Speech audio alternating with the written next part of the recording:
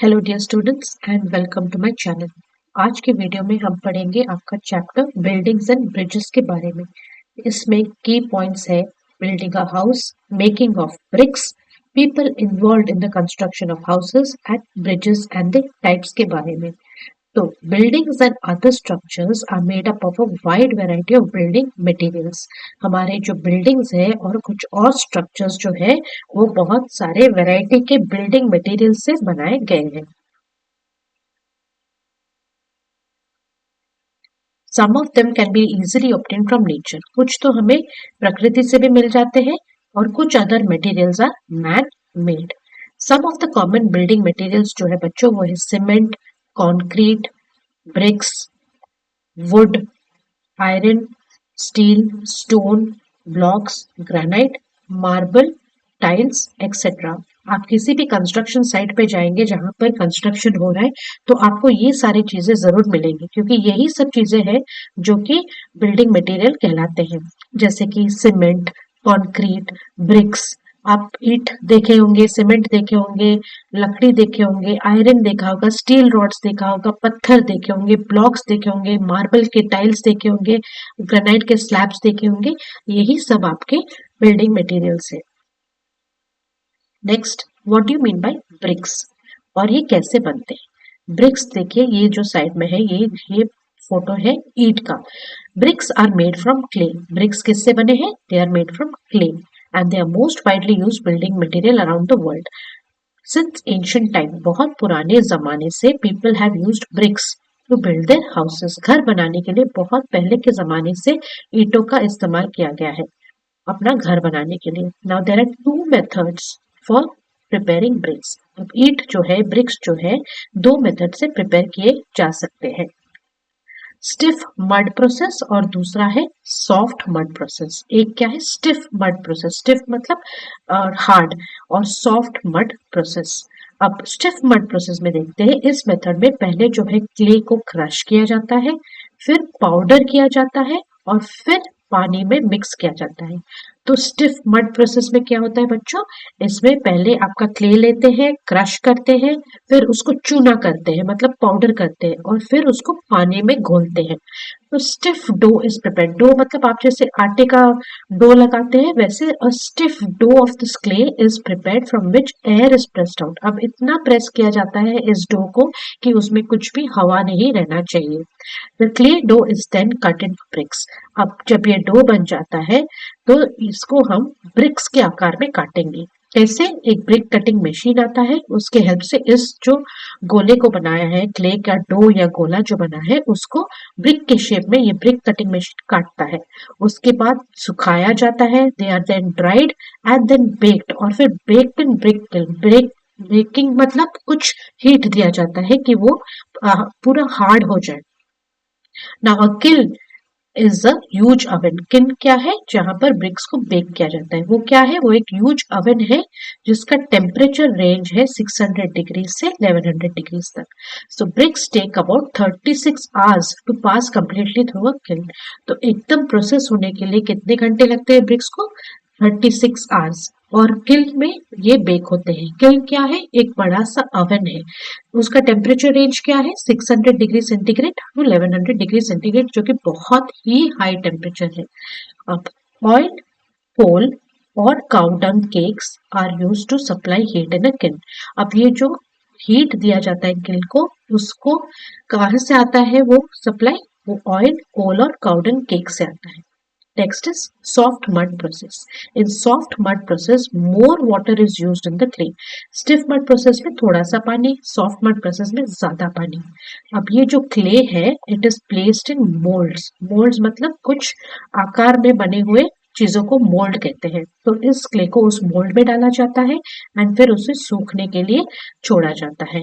After drying the moulds are removed. After drying मतलब सूखने के बाद ये जो मोल्ड होता है उसको रिमूव करते हैं and the bricks are put back in the kiln. ठीक है, और उसके बाद जो ब्रिक्स फॉर्म होते हैं उसको किल्न में डालते हैं। Next, how to make a building. Along with bricks, iron and steel rods. यहाँ पर देखिए बच्चों, एक घर बन रहा है, मेकिंग ऑफ अ बिल्डिंग। अब बिल्डिंग में क्या क्या देखिए, ईंट है, सीमेंट है, कंक्रीट है, स्टील एंड आयरन के रॉड्स है। क्यों? क्योंकि to build a strong framework and to provide support to the pillars of a building. आपको क्या लगता है बस बिल्डिंग ऐसे ही खड़ा हो जाता है? नहीं, उसके लिए सपोर्ट दिया जाता है। किसके द्वारा सपोर्ट दिया जाता है? पिलर्स के द्वारा सपोर्ट दिया जाता है। और वो पिलर्स किस किस चीजों के बने होते हैं? ब्रिक्स के बने रहते हैं, आयरन के बने रहते हैं और स्टील के रॉड से बने रहते हैं। अब the foundation is the most important part of any building. एक बिल्डिंग का सबसे इंपॉर्टेंट पार्ट है foundation. A strong foundation ensures, मतलब ये इंश्योर करता है कि वो एंटायर कंस्ट्रक्शन जो है सेफली बिल्ड होगा। ठीक है, it is laid with concrete mixture. अब कंक्रीट के मिक्सचर से ये स्ट्रॉन्ग फाउंडेशन बनाया जाता है। क्यों? ताकि वो पूरा बिल्डिंग सेफली कंस्ट्रक्ट हो पाए। अब अगर आपका बेस या नींव स्ट्रांग रहता है तभी तो जाके कुछ बनता है अच्छा।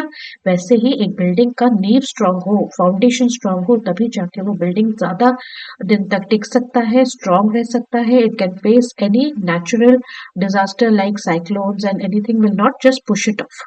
ओके, अब the masons and labourers build the walls. अब जो आपके मिस्त्री है जो उसको बोलते हैं, या फिर डेली वेज लेबरर्स जो आते हैं आपके घर बनाने के लिए, वो क्या करते हैं? वो दीवारों को बनाते हैं। They build the walls. Welders join the metal parts using welding machines. अब कुछ लोग हैं जो इस बिल्डिंग के कंस्ट्रक्शन में काम करते हैं। उनमें से है मेसन जो कि सीमेंट का काम करते हैं, लेबरर्स उनकी मदद करते हैं ईंट वगैरह पत्थर वगैरह ऊपर तक नीचे तक पहुंचाने में। और फिर दूसरे वर्ग में आते हैं वेल्डर्स। वेल्डर्स क्या करते हैं? ये जो मेटल के पार्ट्स होते हैं कंस्ट्रक्शन में जो यूज होता है उसको यूज करते हैं वेल्डिंग मशीन के द्वारा। नेक्स्ट है स्टोन मेसन। स्टोन मेसन क्या करता है? वो आपका जो फ्लोर है उसको लेज डाउन द फ्लोर, मतलब फ्लोरिंग करते हैं वो। द इलेक्ट्रिशियन जो है, जो आपका इलेक्ट्रिकल फिटिंग्स, जैसे कि आपका फैन कहाँ लगेगा, लाइट कहाँ लगेगा, उसके लिए सब वायरिंग, स्विच बोर्ड, ये सब इलेक्ट्रिशियन करते हैं। He lays the wirings, he puts the switches and the switchboards, fans कहाँ लगेंगे, लाइट्स कहाँ लगेंगे, दूसरे अप्लायंसेस के लिए भी वो प्लग पॉइंट्स बनाते हैं। अब प्लम्बर कौन है? जो कि he works on laying down the pipes, पानी के पाइप्स, कहाँ से आपका पानी का सप्लाई आएगा, टैप्स कहाँ लगेंगे, बाथरूम में क्या क्या फिटिंग्स होंगे, किचन में क्या क्या फिटिंग्स होंगे पानी रिलेटेड, ये सब आपका प्लम्बर का काम है। Next the painter. Painter paints the interior and exterior of the house. घर का अंदर और बाहर का पेंटिंग का जिम्मा पेंटर का है। पेंट्स द इंटीरियर मतलब घर के अंदर की दीवारें, एंड एक्सटीरियर मतलब घर के बाहर की दीवारें। Engineer ensures that the construction of the structure is according to the approved design। Building बनाने से पहले हमारे जो आर्किटेक्ट इंजीनियर होते हैं वो अप्रूव करते हैं। ensures that the construction of the structure is according to the approved design। एक डिजाइन बनाते हैं और फिर आके चेक करते हैं कि उसी डिजाइन के आकार पर आपका कंस्ट्रक्शन वो स्ट्रक्चर का हुआ है या नहीं। क्या सारे सेफ्टी नॉर्म्स, नॉर्म्स मतलब रूल्स, ठीक है, are being followed and the building is free from hazards, मतलब कहीं फाउंडेशन कमजोर तो नहीं, कहीं बिल्डिंग गिर तो नहीं जाएगा फ्यूचर में, ये सब इंश्योर करते हैं आपके engineer. My granny says we must follow all the rules, regulations and safety norms during construction of a house to avoid any mishaps। कोई दुर्घटना से बचने के लिए हमें सारे rules, regulations and safety norms को फॉलो करना चाहिए during construction of a house. Now test your knowledge में वेल्डर, मेसन, इलेक्ट्रिशियन, प्लम्बर मैंने जस्ट अभी पर यहाँ पर आपको समझाया है, you please note it down. Next, what are bridges? Bridges are made for the smooth movement of traffic over a river, either over a river or for linking two hills। दो पहाड़ों को या माउंटेन्स को link करने के लिए या फिर एक रिवर के ऊपर लोगों का आना जाना, स्मूथ ट्रैफिक का मूवमेंट इंश्योर करने के लिए ब्रिजेस बनाते हैं। So bridges are made for the smooth movement of traffic over a river और फॉर लिंकिंग टू हिल्स और माउंटेन्स। अब देखिए यहाँ पर अर्लियर ब्रिज कैसा था और अभी मॉडर्न ब्रिजेस कैसे हो गए। See the difference in the level of construction, how much it has improved। Now some bridges are made only for people to cross over, other bridges are made for heavy vehicles। कुछ bridges होते हैं people या फिर लोगों के लिए cross over करने के लिए और कुछ होते हैं heavy vehicles to pass over. Many bridges have railway tracks for trains to cross also. अब आपने जब रेल की यात्रा किया होगा, देखा होगा कि आपका ट्रेन एक नदी के ऊपर से जा रहा है और वो नदी के ऊपर बना हुआ ब्रिज के ऊपर वो रेलवे ट्रैक्स डला हुआ है। कितना काम हुआ है इस पे सोचिए बच्चों। तो ऐसे पीपल के लिए, हैवी व्हीकल्स के लिए एंड रेलवेज के लिए भी, ट्रेन्स के लिए भी ब्रिजेस बनाए जाते हैं। अब अर्लियर ब्रिजेस जो है, पहले जमाने के जो ब्रिजेस है, they were made of simple logs of wood, ठीक है, और वुडन प्लैंक्स। ये देखिए वुडन प्लैंक्स है यहाँ पे। दे वर प्लेस्ड ओवर स्ट्रीम्स, झरनों के ऊपर इनको रखा जाता था फॉर पीपल, जानवरों और इंसानों के लिए क्रॉस ओवर करने के लिए। Over a period of time, जैसे टाइम बढ़ता गया, टेक्नोलॉजी बढ़ता गया, more elaborate and sturdy मतलब strong bridges were built. Nowadays iron and steel bridges with the concrete framework are built. ठीक है, ईंट, पत्थर, सीमेंट सबके साथ एक कंक्रीट फ्रेमवर्क के साथ एक अच्छा सा फाउंडेशन बनाया जाता है ब्रिज का, और आयरन एंड स्टील रॉड के ब्रिजेस को बनाया जाता है। यहाँ पर देखिए ये जो दिख रहा है आपको, ये कंक्रीट फ्रेमवर्क है, उसके ऊपर देखिए ये आयरन एंड स्टील के जो है यहाँ पर ब्रिजेस बनाए गए हैं। Constructing a bridge is not a simple task, आसान नहीं है एक ब्रिज को बनाना। It needs a lot of planning, big pieces of equipment, ठीक है, एंड सबसे ज्यादा a large amount of time and पैसा, money. Temporary bridges built for a short period of time can be taken apart, but permanent bridges stay forever. अब permanent bridges मतलब ये हमेशा के लिए रहेगा। टेम्परेरी ब्रिज मतलब कुछ टाइम के लिए, जब तक आपका काम ना हो जाए वो यूज करते हैं, उसके बाद उसको निकाल सकते हैं। Next, what are the types of bridges? एक है आपका बीम ब्रिज और दूसरा है आपका आर्क ब्रिज।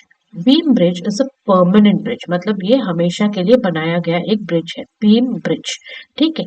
अब किस चीज से बनाया गया है? It is made of logs, concrete and steel beams which are supported by pillars। यहाँ पर देखिए फोटोग्राफ में, यहाँ पर ये सब आपके पिलर्स है जो कि सपोर्ट दे रहे हैं ब्रिज को, ठीक है। और ये ऊपर जो ब्रिज बना हुआ है, this is made of logs, concrete and steel beams, तो बहुत ही स्टर्डी स्ट्रॉन्ग वाला स्ट्रक्चर है ये, ठीक है। Flyovers and pedestrian bridges, flyovers जहां पर आपका यातायात होता है, एंड पेडेस्ट्रियन मतलब जहां पर लोग चल के जाते हैं, pedestrian bridges follow this type of design. तो बीम ब्रिजेस कहाँ पर यूज होते हैं? फ्लाईओवर्स एंड पेडेस्ट्रियन ब्रिजेस पे। अब आर्क ब्रिज देखिए, आर्क मतलब एक कर्व की तरह, ठीक है। ये देखिए ये एक कर्व हुआ, फिर ये दूसरा आर्क हुआ, फिर तीसरा आर्क हुआ। An arch bridge is shaped like an arc supported by the abutments, supported by the abutments at both ends, मतलब to support the load of the arc। अब देखिए यहाँ पर एबटमेंट्स की तरह दोनों एंड पे यहाँ पर एक अटैचमेंट है, ठीक है। आर्च के दोनों एंड पे एक अटैचमेंट है जो कि इसको स्टर्डी होने में या फिर ज्यादा दिन के लिए टिके रहने के लिए हेल्प करता है, to support the loads of the arch. अब देखिए ये जो आर्क है इसका पूरा वेट यहाँ पर बीच में पड़ रहा है, लेकिन इस तरफ और उस तरफ उसको थोड़ा सा सपोर्ट चाहिए, तो यहाँ पर लगे रहते हैं abutments at both ends to support the load of the arch. It is stronger than a beam bridge. तो अगर आपसे कोई पूछे कि बीम ब्रिज स्ट्रॉन्गर है या आर्क ब्रिज स्ट्रॉन्गर है, आप बोलेंगे कि आर्च ब्रिज स्ट्रॉन्गर है।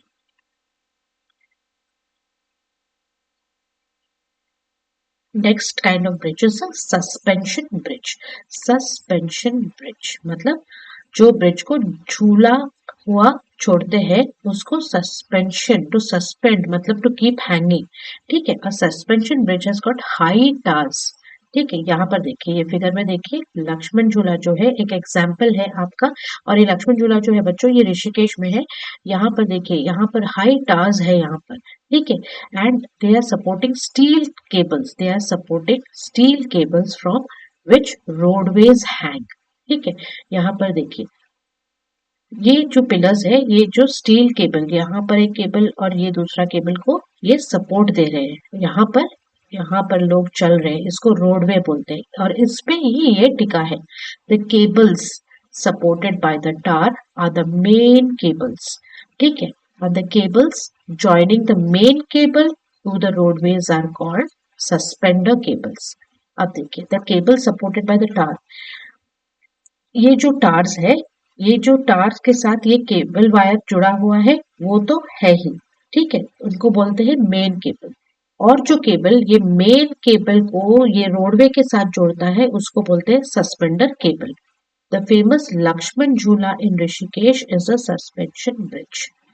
Example of suspension bridge is Lakshman Jhula in Rishikesh. Cantilever bridge क्या है? पहले कैंटिलीवर का मतलब समझते हैं। It has two separate halves, ठीक है, यहाँ पर देखिए फिगर में लंदन ब्रिज का है, ये एक हाफ है और ये दूसरा हाफ है, that are supported by two beams, ठीक है। यहाँ पर ये एक बीम है और ये दूसरा बीम है और ये उसका पूरा एक जो ब्रिज है ये दो हाफ में खुल जाता है। Another beam joins the two in the middle। अब बीच में एक इसको ज्वाइन करता हुआ एक बीम आता है, ठीक है। A cantilever bridge is two separate halves that are supported by two beams. यहाँ पर आपको बीम्स दिख रहे हैं, पहला बीम ये है, दूसरा बीम ये है, that are separated by two beams, ठीक है। ये जो पिलर लाइक स्ट्रक्चर्स है इसको बीम्स बोलते हैं and they are joining these separate halves of the bridge. एक और ब्रिज जो बीच में है ये इन दोनों बीम्स को जोड़ता है। अब इसका एग्जाम्पल है famous London bridge is an example of a cantilever bridge. So what have we read in this chapter, students? कि many people work together to build a house. Different types of tools and building materials are used to build a house. Bricks are the oldest and most common building material. Bridges are used to cross over water bodies and railway. Bridges are of many types: pontoon bridge, arch bridge, beam bridge, suspension bridge and cantilever bridge. यहाँ पर pontoon bridge को छोड़ के बाकी चारों को हमने discuss किया। So with this we come to the end of your chapter buildings and bricks. If you like my channel, students please like, share, subscribe कीजिए, नोटिफिकेशन बटन को ऑन रखिए ताकि नेक्स्ट वीडियो डालूं तो आपको नोटिफिकेशन मिल जाए। मेरे चैनल के प्लेलिस्ट में बहुत सारे आपके EVS, maths, Hindi grammar, English grammar की वीडियोस है। Please go through them and learn. Thank you students and all the best.